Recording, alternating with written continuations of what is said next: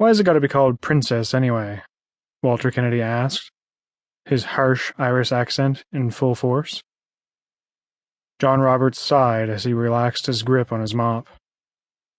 This again, the Lord grant me strength, John recited in his melodic Welsh accent, as he dipped the mop into the bucket and returned to work.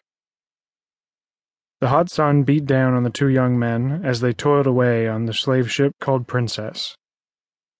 Other sailors were tending the rigging of the sails, or working with the captain on navigation, which was John's preferred task, or lounging about out of sight.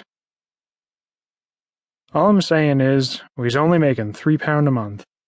Least we could be working on a ship with a better name. John laughed. So, what would you decree this humble ship's new name to be, Captain Kennedy? John asked with a mocking bow.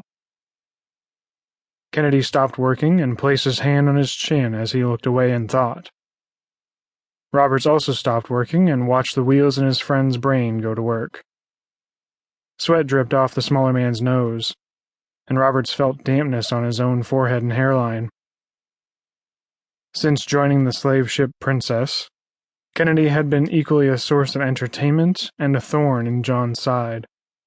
The lithe Irishman's ramblings were so ire-inducing, they oft demanded attention in the same way one cannot help but watch a ship as it crashes into the reef and capsizes.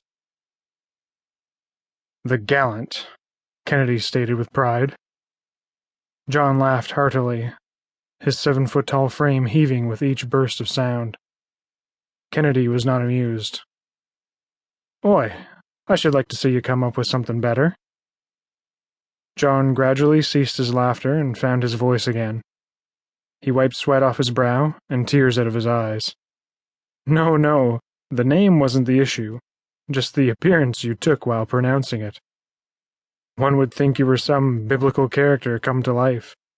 Very theatrical. Would I be able to see the pose again? Perhaps we can have a portrait made when we next land ashore. John gestured as he peered at the sky and said, "Captain Walter Kennedy, I can see it now."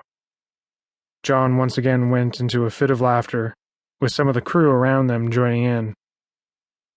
Kennedy gritted his teeth as he glanced to the onlookers. His brow creased in anger. Kennedy lunged at Roberts, but the large man sidestepped, mop still in hand, and let out a breath before a chuckle.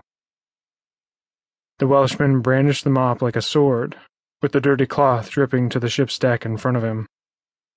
"On guard," Roberts said playfully.